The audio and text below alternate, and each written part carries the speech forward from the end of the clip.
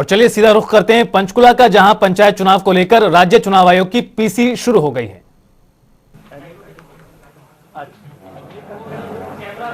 हाँ, कोई बात।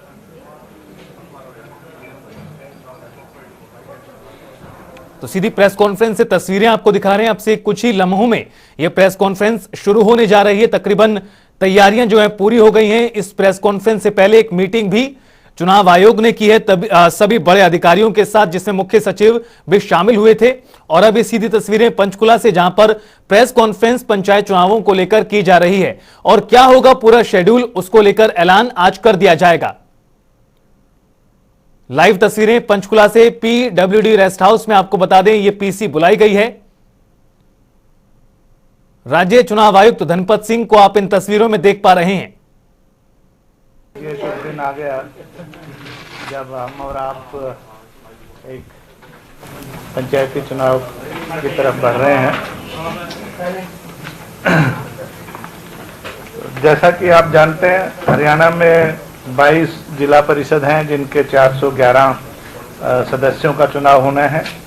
143 ब्लॉक्स हैं, पंचायत समितियां हैं, जिनमें 3081 सदस्यों का चुनाव होना है। और 6220 ग्राम पंचायतें हैं। कुछ घट बढ़ गई, आपको पता है हिसाब में, और इधर उधर। और उनमें से 61,993 पंच और 6220 सरपंच होंगे। सरपंच के चुनाव डायरेक्ट होंगे। पंचायत समितियों के सदस्य चुने जाएंगे, वो आगे चेयरमैन इलेक्ट करेंगे। इसी तरह जिला परिषद के भी जो सदस्य होंगे 411, वो आगे 22 जो अपने अपने जिले के प्रेसिडेंट्स को इलेक्ट करेंगे। तो हमारे पास जो अभी संख्या है वोटर्स की, वो 1,20,43,073 है, जो रूरल एरिया की जो पंचायतों के चुनाव में भाग लेंगे इन तीनों संस्थाओं के लिए। इसमें से 64,32,609, वैसे ये राइटअप में दे भी रहा हूँ, अलग अभी फोल्डर आ रहे हैं। हाँ जी, 64,32,609 मेल हैं और 56,10,272 फीमेल और 192 ट्रांसजेंडर हैं। तो अच्छा, कोई नहीं, एक ही बात है। तो आज की इस घोषणा के साथ मॉडल कोड ऑफ कंडक्ट लागू हो जाएगा। जैसे कि आप जानते हैं, मॉडल कोड ऑफ कंडक्ट में किसी भी जो सरकारी अधिकारी या कर्मचारी जो चुनाव से किसी भी रूप से जुड़ा हुआ है, पंचायत चुनाव से, उसको उसकी transfer present place of posting से इलेक्शन कंप्लीट होने तक नहीं की जाएगी। एजुकेशनल क्वालिफिकेशन, आपको याद है 2016 के चुनाव में राज्य सरकार ने, डिपार्टमेंट ने कुछ क्वालिफिकेशन फिक्स की थी और वो सुप्रीम कोर्ट तक अपहोल्ड हुई थी, तो वही रहेंगी। पंच के लिए अनरिजर्व कैटेगरी के लिए 10वीं पास है, विमेन और SC के लिए 8वीं पास है, SC विमेन के लिए 5वीं पास है।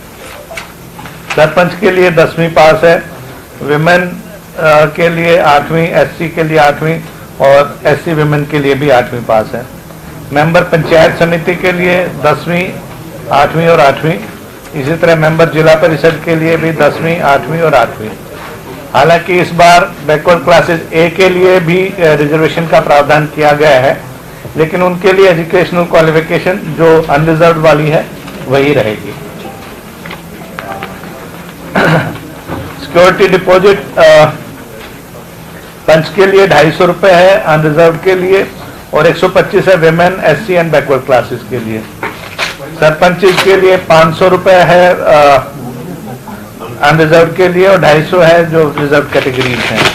मेंबर पंचायत समिति के लिए 750 रुपए और बाकी कैटेगरीज के लिए उसका आधा 375 रुपए। इसी तरह मेंबर जिला परिषद के लिए 1000 रुपए और बाकी कैटेगरीज के लिए 500। एक्सपेंडिचर लिमिट पंच के लिए 50,000 रुपए, सरपंच के लिए 2 लाख रुपए, मेंबर पंचायत समिति के लिए 3,60,000 रुपए और मेंबर जिला परिषद के लिए 6 लाख रुपए रखी गई है। इस सारे काम में पूरे स्टेट के में 38,000 पोलिंग पर्सनल, जिसमें ROs, AROs, additional ROs supervisory staff, presiding officers, polling officers और दूसरा स्टाफ लगेगा for smooth conduct of these elections. तो पुलिस डिप्लॉयमेंट आप जानते ही हैं कि जो हर एक पोलिंग बूथ पे नॉर्मली 2 पुलिस ऑफिशियल्स होते हैं और कांस्टेबल, और जहाँ पे सेंसिटिव और हाइपर सेंसिटिव है वहाँ पे 1-1 या 2-2 अलग से दिए जाते हैं। तो चूंकि पूरे स्टेट में फोर्स की अवेलेबिलिटी एक साथ इतनी नहीं हो सकती थी, जनरल पुलिसिंग के लिए भी चाहिए, इसलिए अभी पहले फेज में हम 10 जिलों का हम चुनाव कराने जा रहे हैं। जिलों का नाम मैं आपसे आगे शेयर करूंगा। ईवीएम्स जो है इसमें सरपंच, पंचायत समिति और जिला परिषद, इनके लिए ईवीएम्स यूज होंगी M2 टाइप, जो पहले विधानसभा में यूज होती थी, अब M3 हो गई है, बट पहले M2 टाइप विधानसभा लोकसभा में यूज होती वही होंगी। और लेकिन उसमें वीवीपैट की व्यवस्था नहीं है।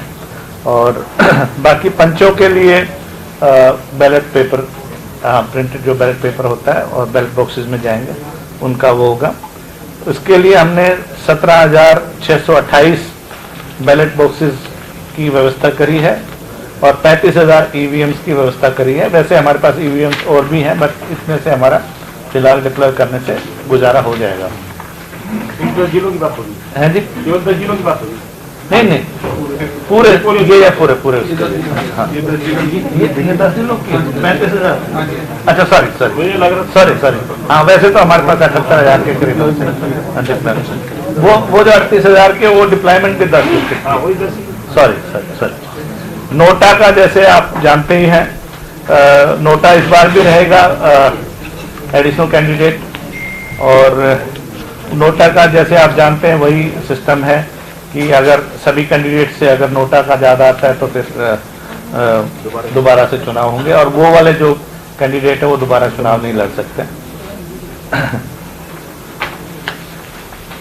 इलेक्टोरल रोल रिविजन्स सभी का हो गया है, हिसार जिले का अभी चल रहा है वार्डबंदी और इलेक्टोरल रोल रिविजन का, इसीलिए उनको बाद में डिक्लेयर करेंगे। जो 5 जनवरी 2022 को electoral roll election commission of India ने एमएलए के लिए जो होती है विधानसभा के, उसको आधार मान के हमने उसको लिया है, और 16/5 तक की क्वालिफाइंग डेट थी। लेकिन उसके बावजूद अगर किसी का रह जाता है तो वो एक तो 12B में फर्स्ट है, हाँ 12B रूल 12B में फॉर्म 1A भर के देता है डीसी को, और वो फिर उनकी vote first day of nomination तक कोई भी अपनी वोट बनवा सकता है। लेकिन वो एसडीएम जो मेंबर लोकसभा जो विधानसभा है उसमें वोटर में वहाँ होना चाहिए 12B में भी वहीं पर जाना चाहिए। हाँ वहीं पर होना चाहिए। पहले उसमें विधानसभा में करवाए अपना, फिर यहाँ पे करवा सकते। इलेक्शन ऑब्जर्वर्स रहेंगे जैसे म्युनिसिपल इलेक्शन में ही था, हर एक जिले में एक सीनियर IAS ऑफिसर और एक IPS ऑफिसर और एक DETC रैंक का अधिकारी एक्सपेंडिचर ऑब्जर्वर इसमें रहेगा।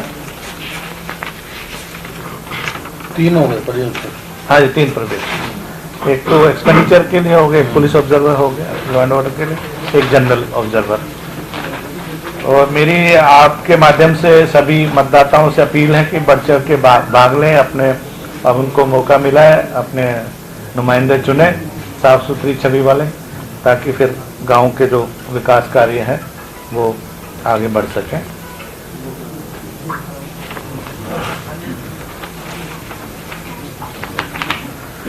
जो जिले पहले राउंड में होंगे उनमें है भिवानी, फतेहाबाद, झज्जर, जींद, कैथल, महेंद्रगढ़, नूह, पंचकुला, पानीपत और यमुनानगर। ये अल्फाबेटिकल ऑर्डर में हमने रखे, मतलब कोई है जी, रिपीट कर दो। हाँ भिवानी, फतेहाबाद, झज्जर, जींद, कैथल, महेंद्रगढ़, नूह, पंचकुला, पानीपत और 10वां यमुनानगर।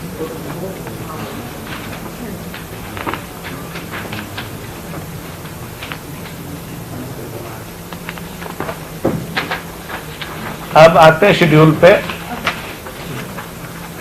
आज आपके सामने मैं विधिवत इन 10 जिलों के चुनाव कराए जाने की घोषणा करता हूं। तीनों जो सत्र हैं हमारे सत्र के जो जिला परिषद के सदस्यों का, पंचायत समिति के सदस्यों का और इनमें जो पढ़ने वाली पंचायतें हैं, ग्राम पंचायत, उनके पंच और सरपंच का। कल डीसीज जो है, जिनको डिस्ट्रिक्ट इलेक्शन ऑफिसर पंचायत का भी प्रभार उनके पास है, वो नोटिस पब्लिश करेंगे सभी ये 10 जिले, और 14/10 से नॉमिनेशन फाइल होनी शुरू हो जाएंगी। पहला दिन होगा 14/10 को, 14/10 और 15/10 संडे को छुट्टी रहेगी, और फिर 17, 18, 19 5 दिन जो क्लियर वर्किंग डेज है वो नॉमिनेशन के लिए रहेंगे। 20 तारीख को थर्सडे को स्क्रूटनी होगी नॉमिनेशन पेपर्स की, इन ऑर्डर है कि नहीं, और लास्ट डेट ऑफ विड्रॉल होगी 21/10। जिसको भी अपना अगर कैंडिडेटशिप विड्रॉ करनी 3 बजे तक 21/10 को विड्रॉ कर सकता है। उसके बाद फिर उसी दिन 3 बजे जब कैंडिडेट फाइनलाइज हो जाएंगे, इसी तरह अगर मान लो कोई पार्टी से लड़ रहा है तो उसको उस दिन तक अपनी ऑथराइजेशन, जो ऑथराइज उनके सिग्नेटरी हैं उनसे लेके आनी पड़ेगी। उसके हिसाब से फिर इनको सिंबल अलॉट किए जाएंगे। जो पार्टी ऑथराइज कैंडिडेट होंगे और जो पार्टी सिंबल पे लड़ रहे हैं उनको पार्टी का सिंबल दिया जाएगा जो उनके लिए रिजर्व है, और बाकियों को जो फ्री सिंबल्स हैं उनमें से दिए जाएंगे। और सिंबल अलॉटमेंट के बाद जो कैंडिडेट्स की list along with their symbols और पार्टी वो पेश की जाएगी वहाँ पे, और फिर इनके पास 28/10 तक का कन्वेंसिंग का टाइम होगा, जनसभाएं करना और जो भी करना है। 29 का दिन नॉन कन्वेंसिंग वाला, वो जो डोर टू डोर वाला रहेगा। 30 को पोलिंग होगी मेंबर जिला परिषद और पंचायत समिति इन 10 जिलों की। संडे है तो इसलिए कि भी ताकि लोगों को घर से निकलें और ज़्यादा से ज़्यादा परसेंटेज वोटिंग की हो। फिर वही चूंकि पोलिंग पार्टी पंचायत के इलेक्शन के लिए जाएगी तो 2 दिन का वक्फा रखा गया, गैप रखा गया है। तो सरपंच और पंचिस का चुनाव 2/11 को होगा,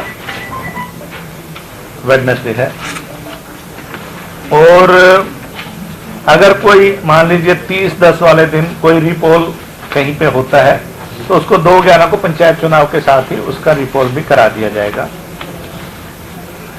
इसी तरह से अगर 2/11 को कोई रीपोल हुआ वो फिर 4/11 को जाएगा, क्योंकि एक दिन का टाइम प्रिपरेशन में लगता है। हाँ, इनकी काउंटिंग ऑफ वोट्स जो है पंचिस सरपंचिस की तो सेम डे वहीं पोलिंग बूथ पे ही हो जाती है। जैसे ही पोलिंग खत्म होती है और वो अपना उनका सिस्टम वाइंड अप होता है, वहीं पे पोलिंग उनका रिजल्ट डिक्लेरेशन हो जाता है काउंटिंग वोट्स के बाद। जिला परिषद पंचायत समितियों के चूंकि पार्टी लाइन्स पे होने की संभावना है और इनका असर, रिजल्ट का असर दूसरे जिलों के चुनावों पर पड़ सकता है, तो इनके चुनाव, इनके काउंटिंग जो है बाकी जिलों के चुनाव होने के बाद उनके साथ ही होगी। बाकी जिलों का जो है उसके लिए आपसे फिर थोड़े समय बाद नेक्स्ट वीक मुखातिब होंगे। तो बाकी कोविड-19 जो पैंडेमिक, थैंकफुली भगवान ने चाहा भी कोई ऐसी विशेष प्रॉब्लम नहीं है, लेकिन इससे पहले आप लोगों से आने से पहले चीफ सेक्रेटरी साहब और बाकी सभी जो संबंधित अधिकारी हैं उनके साथ बैठक हुई है। एसीएस हेल्थ भी उसमें थे, तो उनको कहा गया कि कोविड संबंधी जो भी लेटेस्ट गाइडलाइंस है ministry of health and family welfare government और स्टेट गवर्नमेंट की, उनका ध्यान रखा जाए। उसके अलावा फर्स्ट एड वगैरह का भी जो नियरेस्ट डिस्पेंसरी या CHC PHC जनरल हॉस्पिटल है, कहीं कोई मान लो कोई एक्सीडेंट हो जाता है, कोई क्लैश हो जाए या कोई और ऐसा हादसा हो जाए तो उनको घायलों को प्राथमिक उपचार या जो भी है उसकी व्यवस्था रहेगी। बूथों में सभी जगह पे बिजली पानी की प्रॉपर व्यवस्था हो, रैंप हो, लोगों को आने जाने के लिए किसी को आवश्यकता हो तो आवश्यकता पड़ने पे व्हील चेयर की व्यवस्था हो, और जो भी चुनाव को ठीक तरीके से कराने के लिए जो भी व्यवस्था होगी वो सभी विभागों को कह दिया गया है। बिजली विभाग भी उसमें उपस्थित था, पब्लिक हेल्थ इंजीनियरिंग के भी, school education, higher education, polytechnic वगैरह के जहाँ पे भी बूथ एस्टेब्लिश्ड है। तो ये इन नटशेल है मोटा मोटा जो इलेक्शन शेड्यूल इन 10 जिलों का रहेगा। अब ये जो मॉडल कोड ऑफ कंडक्ट है ये किस रूप से लागू होगा, कैसे लागू होगा, जिले में होगा, ये थोड़ा सा और क्लैरिफाई। हाँ जी, जैसे इन 10 जिलों के लिए जो रूरल एरिया है, जो पंचायत समिति, जिला परिषद या ग्राम पंचायत में आता है, उनमें आज से ही लागू हो गया है मॉडल कोड ऑफ कंडक्ट। अभी अनाउंसमेंट के साथ जैसे आप लोगों की न्यूज फ्लैश होगी। ये चूंकि इलेक्शन रूरल एरिया का है, पंचायतों का है, तो उन्हीं में लागू होगा। अर्बन एरियाज इससे अफेक्ट नहीं होंगे। कोई स्कीम सरकार, कोई प्रोजेक्ट सरकार अर्बन एरियाज में नया ला रही है या कर रही है, वो इससे अफेक्टेड नहीं होगा। ठीक है। जो बाकी जिले हैं उनकी जैसे घोषणा होगी वो उस हिसाब से उस दिन ये आचार संहिता पूरे स्टेट में लागू हो रही है? नहीं, जिलों के उन जिलों के रूरल एरियाज में। सर ये जो 2 तारीख को सरपंच पंच और ग्राम समिति के चुनाव हो रहे हैं और 30 तारीख को जिला परिषद के होने हैं जी, नतीजे जो है वो सर सरपंच और ग्राम समिति के जो नतीजे उसी दिन आएंगे और जिला नहीं, सरपंच और पंच के तो उसी दिन आ जाएंगे। हाँ, क्योंकि वो बिना पार्टी लाइन्स होते हैं, तो इसलिए बाकी किसी की आस्था किसी भी पार्टी में, उससे हमें कोई दिक्कत नहीं है। लेकिन पब्लिकली ऐसा कोई नहीं फेस होता कि ये फलां पार्टी का फलां, तो उससे दूसरे चुनाव पे कोई असर पड़ने का प्रत्यक्ष रूप से नहीं होता। लेकिन जो परिषद, पंचायत समिति और जिला परिषद के सदस्य हैं, वो चूंकि पार्टी लाइन्स पे चुनाव लड़ेंगे तो उनका फर्क पड़ सकता है दूसरी जगह। तो उनके सभी 22 के 22 जिलों के चुनाव होने के बाद उनकी काउंटिंग एक साथ होगी। जिला परिषद के चेयरमैन है वो डायरेक्शन हो रहा है? नहीं, वो नहीं डायरेक्ट, वो इनमें से ही तो बड़ी जानकारी आपको बता दें, आखिरकार तारीखों का ऐलान कर दिया गया है। 10 जिलों में पहले चरण में चुनाव होगा। 14 अक्टूबर से नामांकन की प्रक्रिया शुरू होगी। 30 तारीख और 2 तारीख बहुत महत्वपूर्ण है। 30 तारीख 30/10 को पोलिंग होगी, यानी मतदान ब्लॉक समिति और जिला परिषद को लेकर होगा। बड़ी जानकारी, आज से आचार संहिता लागू कर दी गई है। जहां जहां पर चुनाव होंगे, पंचायत के बड़ी खबर। लगातार इंतजार किया जा रहा था तारीखों का और तारीखें सामने आ गई हैं। 30 अक्टूबर को पंचायत समिति और जिला परिषद के लिए मतदान होगा और इनके नतीजे जब पूरी चुनावी प्रक्रिया संपन्न हो जाएगी उसके बाद आएंगे। और 2/11 को सरपंच और पंच के लिए मतदान होगा, जिसके नतीजे उसी दिन घोषित कर दिए जाएंगे। जिला परिषद के लिए मतदान 30 अक्टूबर को होगा और सरपंच, पंच और ग्राम पंचायत के लिए 2 नवंबर को वोटिंग कराई जाएगी। बड़ी खबर आपको बता दें,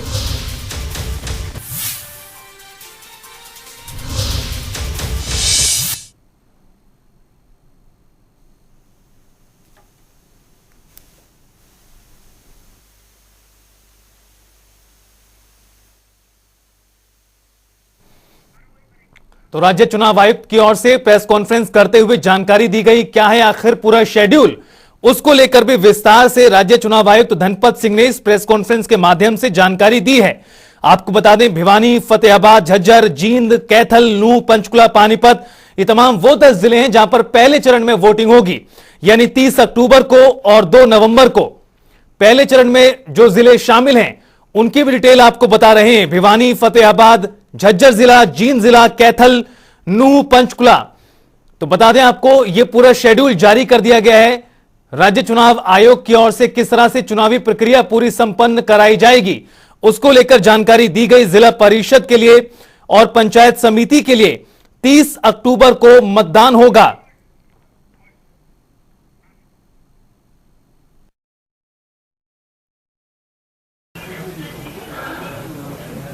बेसिकली वही, हाँ, पंचायत समितियों के भी ईवीएम से हो रहे हैं इस बार। पिछली बार सिर्फ पंचकुला और रेवाड़ी जिले में हुए थे, तो इस बार सारे ईवीएम से हो रहे हैं। एक तो ये चीज हाइपर सेंसिटिव और सेंसिटिव उनके बूथ की पहचान हो गई है क्या? हो गई है, वो नंबर तो आपसे शेयर कर अभी आप नोट आ गए जी, बताएं। इसके लिए कुछ इलेक्शन के जो अपना ब्रांड एम्बेसडर क्या इलेक्शन है, जो कुछ स्पोर्ट्स पर्सन वगैरह है वो है डिस्ट्रिक्ट वाइज। जब सुप्रीम कोर्ट ने ये निर्णय दे दिया था कि बिना इंतजार किए पीपल टेस्ट का जी। आप करा दें और आपने अर्बन लोकल बॉडी के चुनाव बिना आरक्षण के करा दिए, तो इसमें इतनी देरी क्यों हुई? अब देरी के तो बहुत से कारण है, अब हो रहे हैं सबको मौका मिलेगा, अच्छी बात है। 12 जिले रह गए। आप 12 जिले तो वोटर लिस्ट अपडेट करने को लेकर के कोई ऑप्शन रहेगा इस तरीके से कोई और लोग नहीं, वो 12B में रूल 12B जो पंचायत रूल्स है उसमें प्रावधान है, लेकिन उससे पहले उसको चीफ इलेक्टोरल ऑफिसर के यहाँ से जो विधानसभा की जो सीट होती है, सॉरी विधानसभा की जो वोटर लिस्ट होती है उसमें पहले नाम डलवा के फिर यहाँ पे फर्स्ट डे ऑफ नॉमिनेशन तक वो करवा सकते हैं लोग, और करवा भी रहे हैं बहुत सारे लोग जा रहे हैं। रूरल एरिया में सरपंच के चुनाव हो जाएगा, जी, मॉडल कोड तभी लागू नहीं इन जिलों, क्योंकि इनमें 2-4 चुनाव मतदान हो चुका होगा। नहीं देखिए, वैसे टेक्निकली स्पीकिंग जो विधानसभा लोकसभा में होता है वो काउंटिंग के डेट तक होता है, लेकिन हम ये देखिए कि एक तो वर्ड में लिखित में एक कानून है, उसकी इम्प्लीकेशन क्या है, जब वोट डल गए उसके बाद काउंटिंग में तो जो होना था हो लिया, तो फिर उसको हम उतना स्ट्रिक्टली नहीं एनफोर्स करते हैं, क्योंकि आफ्टर ऑल देखिए जो डे टू डे एडमिनिस्ट्रेशन है और काम है, विकास कार्य हैं वो भी नहीं रुके, तो हमारा उसी दिन तक है कि भाई जब काउंटिंग में एम्प्लॉयज की ट्रांसफर वगैरह को जरूर हम वो करते हैं, क्योंकि उन लोगों की काउंटिंग में भी जुड़ ये विषय यह था कि क्या गेस्ट टीचर्स का भी हम इसमें मतदान प्रक्रिया में उनको पोलिंग अफसर या कुछ पैसे की ड्यूटी लगाते हैं? आई थिंक जो रेगुलर एम्प्लॉय हैं उन्हीं की लगाते हैं। पीछे कुछ आंगनवाड़ी वर्कर से हमारे पास वो रिप्रेजेंटेशन आई थी कि उनको भी कुछ, मतलब पोलिंग में तो ऑब्वियसली रेगुलर ही रहेंगे, पर उनको किसी और कार्यों के लिए ड्यूटी बोर्ड बनाने की इस तरह की दी गई थी, वो हमने इंस्ट्रक्शन इशू कर दी थी कि जो इस तरह के वॉलंटरी वर्कर्स हैं, आशा हो चाहे आंगनवाड़ी हो या कोई भी हो, उनको इस काम से परे रखा जाए। सर चुनाव में कई जगह मसलमैन भी दिखाई देते हैं, गुंडागर्दी टाइप की चीजें होती हैं। हरियाणा कुश्ती का प्रदेश है, कुश्ती कमेटी तो जब तक कोई परेशानी ना पैदा करे तो पहलवान भी रहे। एक ये क्योंकि आदमपुर का इलेक्शन भी है, हाँ जी, और हिसार आप सेकंड फेज में लेंगे जी, तो उसमें कुछ मुख्य निर्वाचन अधिकारी से चर्चा हुई, क्योंकि उसमें भी ग्रामीण एरिया आएगा बीच में, उसका ध्यान रखा जाएगा, वो इसीलिए हिसार को बाकियों के साथ हाँ अलग रखा जाए। वैसे भी हिसार में और भी दिक्कतें हैं, जो आदमपुर पंचायत अलग से हुई है तो उसकी वजह से उसकी वार्ड बंदी, उसकी वोटर लिस्ट का रिवीजन, फिर वो पूरा जिला ही कवर हो जाता है ना उसमें, क्योंकि जिला परिषद और पंचायत समिति अफेक्ट हो जाती है, तो इसलिए वो बाद में ही करेंगे, पेंडिंग रहेगा हिसार। हाँ वो मतलब अब 12 का जब फैसला करेंगे, अभी आज तो क्योंकि ऑलरेडी कई बार ये चीजें आगे पीछे हो चुकी, तो अब हमने कहा कम से कम 10 का तो निकालें, इसके बाद हफ्ता 10 दिन सोच के फिर आपके पास आएंगे।